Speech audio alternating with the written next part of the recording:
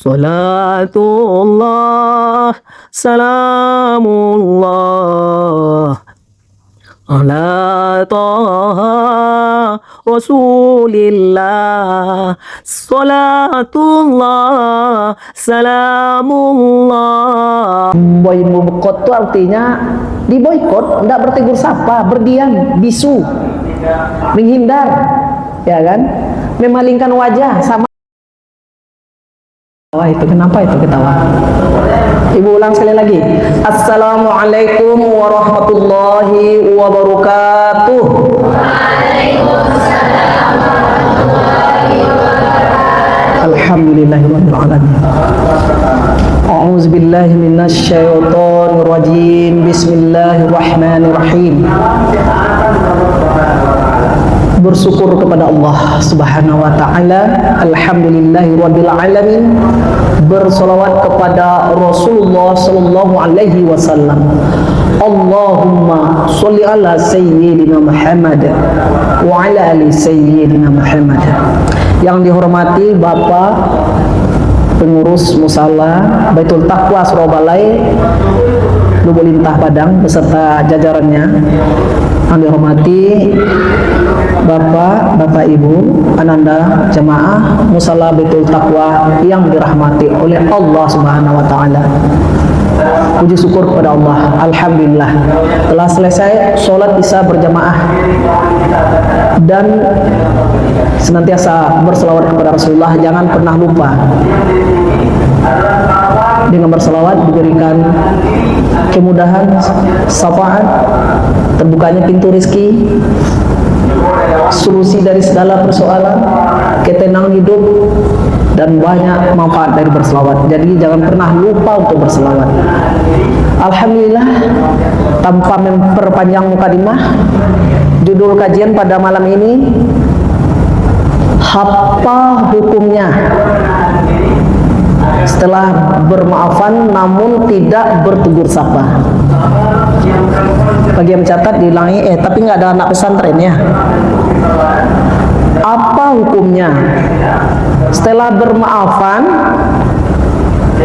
namun kembali tidak bertegur sapa? Itu judul kajian kita pada Senin 2 Maret 2026 ya.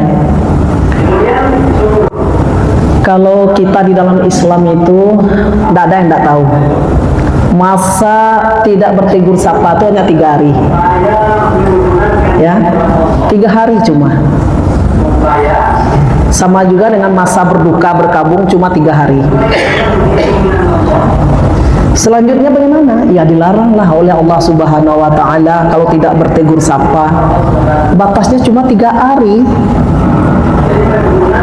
Ramadan kemarin mensucikan diri, salah satu diantaranya adalah bermaafan. Nah, setelah bermaafan kemudian masih ada ganjalan dan tidak bertegur sapa. Kan itu yang kita kaji pada saat ini. Jadi kalau demikian sudah diketahui berarti ya berdosalah. Kalau berdosa berarti sama dengan memutus hubungan persaudaraan atau tali silaturahim. Dia gunakan momentum bulan Ramadan untuk mensucikan diri dengan bermaafan. Kan suci lahir dan batin, ya kan? Tapi kenyataannya dalam kesehariannya sekarang sudah hari keberapa Ramadan ini? Udah lewat 2 pekan. Momen yang bermaafan itu kenyataannya dalam keseharian dia tidak bertegur sapa. Jadi mana hukumnya? Ya, tentu hukumnya adalah kita dengarkan, simak bersama hadis Rasulullah SAW. La yahillu li muslim an yahjura, gak apa-apa dibaca ya, akhahu fauqa salas layalin, ya kan, yaltaqiyan fayu'ridu haza wa yu'ridu haza khairu malladhi yabda'u bis salam. Rawahul Bukhari wa Muslim. Artinya tidak halal bagi seorang muslim untuk memboikot. Boikot itu artinya diboikot, tidak bertegur sapa, berdiam, bisu, menghindar, ya kan? Memalingkan wajah, sama itu semuanya. Kalau sudah tidak bertegur sapa, tentu berdiam diri, tentu memboikot, nah, ya kan? Tidak menyapa. Jadi tidaklah halal bagi seorang muslim untuk memboikot, tidak menyapa saudaranya lebih dari 3 hari. 3 malam itu artinya 3 hari. Keduanya bertemu, namun yang satu berpaling.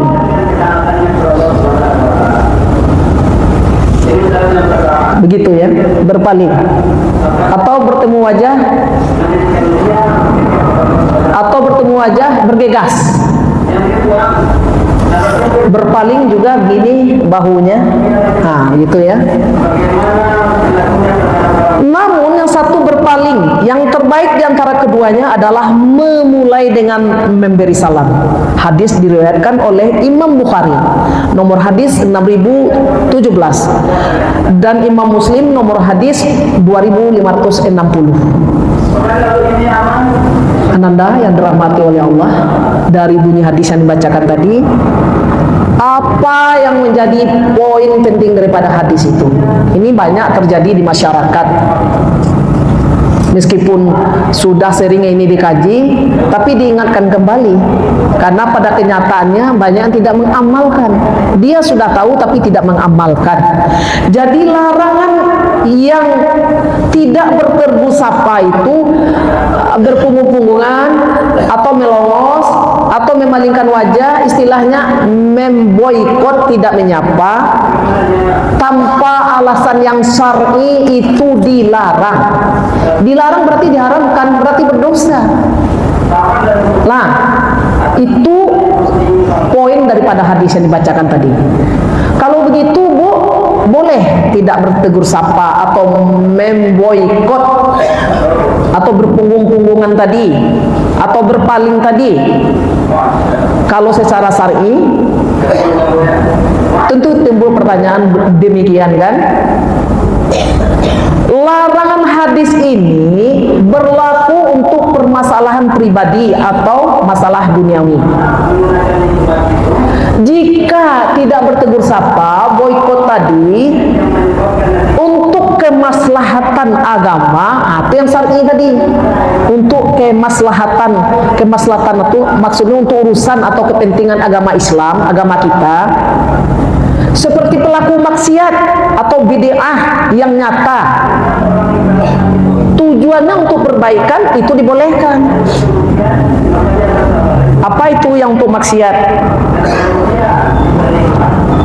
Coba, bisa Anda menyebutkan salah satu contohnya untuk maksiat? Bagaimana? Tolong kuatkan suaranya, coba berdiri.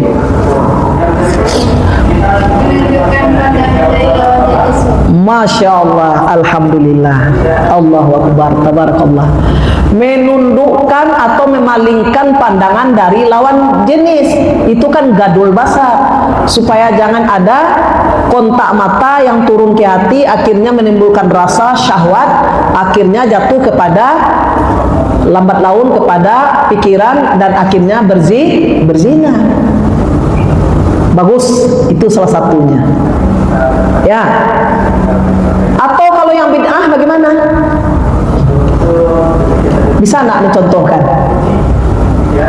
Tidak alasan syar'i. Kalau tadi alasan syar'i, menundukkan pandangan. Kalau yang bid'ah, apa yang bid'ah?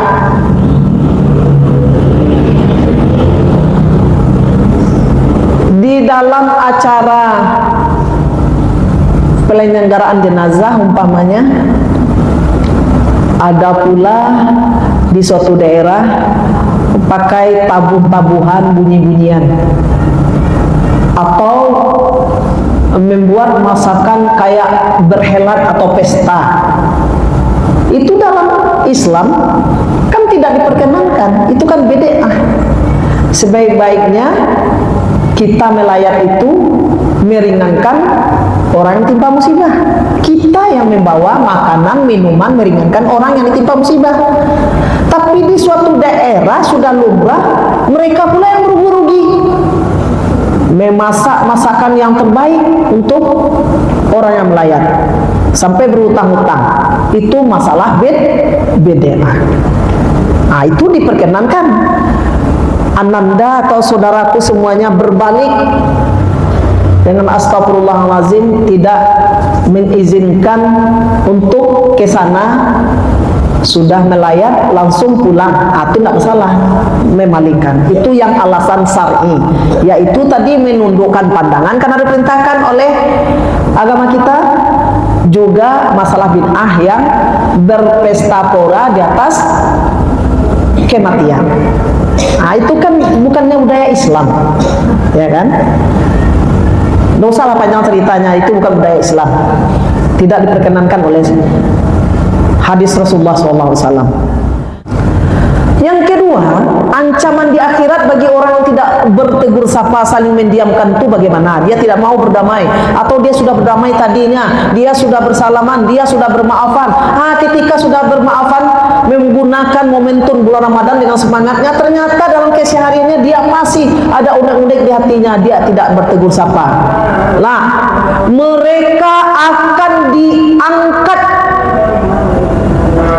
dan terancam tidak masuk surga. La yadkhulul jannah qati'ur rahim. Tidak akan masuk surga orang yang memutus tali silaturahim atau persaudaraan. Hadis riwayat Imam Bukhari, Muslim. Sahih. Jadi rasa-rasalah diri kalau ada yang seperti itu, bersegeralah bertaubat, taubatan nasuha, tubu ilallah, taubatan nasuha. Bertobat kepada Allah ini bulan Ramadan ini ya, taubatnya terbuka seluas-luasnya, ampunan, rahmat, rezeki. Bertobatlah. Jangan diperturutkan hawa nafsu, gengsi. Itu adalah semuanya karena sombong aja tuh sebenarnya, karena godaan setan saja. Kemudian bagaimana kalau seandainya dia itu tidak bertegur sapa, tapi tujuannya untuk menjaga jarak dan kebaikan? Tadi kan sudah bermaafan, kemudian dia tidak bertegur sapa atau tidak harmonis hubungan itu kembali seperti sedia kala, tapi di hatinya, di niatnya dia tidak ada ingin tidak bertegur sapa, tapi dia bermaksud melakukan itu ada tujuannya untuk menjaga jarak, ya, menjaga diri, karena mungkin masih trauma dia dengan kejadian itu. Umpamanya kejadian mungkin dia ada clash dengan saudara atau dengan kawan atau dengan tetangga, tapi dia jaga jarak. Dia jaga jarak tuh mungkin ya boleh adalah seperti itu. Di hatinya Allah tahu dia tidak akan mendendam, dia tidak mau tidak bertegur sapa, dia sudah memperbaiki diri kepada Allah, dia minta ampun, dia ingin berbaik dengan orang tuh, tapi dia jaga jarak, tidak seperti biasanya, supaya hilang di hatinya tuh rasa traumanya, saking psikologisnya tuh kena, mentalnya itu karena kezaliman orang itu mungkin, sehingga dia sulit terbayang-bayang selalu, walaupun dia sudah memaafkan, tapi terbayang-bayang selalu. Dia takut bertemu sosok dengan orang itu dengan intens kembali, akhirnya lukanya yang belum begitu sembuh tadi akan tergores kembali. Mungkin tujuannya tuh menjaga jarak, tapi bukan untuk bermusuhan. Itu diperbolehkan itu untuk menjaga jarak. Hati kita itu kan bagaimana ya, kalau hati itu sudah luka, memang sulit kan sembuhnya. Ibarat paku di dinding, ditancap paku itu, dipukul paku itu. Nah, kemudian paku itu dibuka dengan martil, kan berlubang. Ketika berlubang itu kan menganga. Kemudian ada plester ditambal lagi dengan plester. Plester bukan yang dari plastik, tapi plester yang untuk dinding lah. Ada semennya, di plester kembali, dikasih cat kembali kan. Suatu saat yang namanya ditambal pasti ada bekasnya. Bekas itu akhirnya lambat laun juga akan berlubang kembali. Ya, ibarat gelas yang retak dilem dengan LTCO yang paling dahsyat itu kualitasnya, suatu saat kalau dia berdenting kan pecah kembali. Tapi tidak bisa diumpamakan ke sana. Yang tepatnya ke dinding tadi, ya kan? Yang tepatnya ke dinding tadi. Mungkin menunggu kesembuhan hati traumanya itu baru bisa mungkin dengan hidayah Allah, dengan pertolongan Allah, dengan doa, mungkin lambat sembuhnya. Ada seseorang tuh cepat sembuhnya, ada seseorang tuh yang lambat, ya kan? Kemudian Lebaran, Idul Fitri digunakan lagi untuk bermanfaat, datang ke rumahnya. Mungkin bagi seseorang yang lambat sembuhnya mungkin ada yang setahun, ada yang 2 tahun, ada yang 3 tahun. Tapi maksud artinya dia tidak bertegur sapa, cuma hanya menyembuhkan, menyelamatkan diri dari sifat yang trauma tadi. Itu diperbolehkan karena tujuannya bukan untuk tidak bertegur sapa. Contohnya ini seperti kisah Nabi Muhammad SAW, ya, memaafkan Wahsy, namun enggan menatap wajahnya karena teringat paman beliau Hamzah. Bismillahirrahmanirrahim. Innamal mu'minuna ikhwah. Sesungguhnya orang muslim itu, orang mukmin itu kan bersaudara. Nah, satu kejadiannya dari Nabi Adam dan Siti Hawa berkembang biak sampai sekarang. Jadi kita itu orang muslim yang beriman, dia bersaudara. Jadi dulunya kita berpecah belah, bermusuh-musuhan, datang Islam, direkat persaudaraan itu oleh Allah kembali dengan datangnya Nabi Muhammad SAW membawa agama Islam ini. Jadi kita tidak boleh bermusuh-musuhan. Menjaga jarak boleh, tapi dendam tidak boleh. Tapi yang dianjurkan adalah total kembali merakit, menjalin hubungan tali persaudaraan atau silaturahim. Salah satunya dengan sholat berjamaah setiap hari setelah selesai Ramadan ini. Jangan di bulan Ramadan aja kencang sholat berjamaahnya. Tidak di bulan Ramadan, karena kita sudah terlatih 1 bulan lamanya, kita kencangkan kembali, akan terjalinlah silaturahim. Baik, kalau ada dalam penyampaian tadi yang kurang tepat, contohnya dimaafkan. Fastabiqul khairat. Subhanakallahumma wa bihamdika asyhadu an la ilaha illa anta astaghfiruka wa atubu ilaik. Wabillahi taufiq wal hidayah. Wassalamu alaikum warahmatullahi wabarakatuh.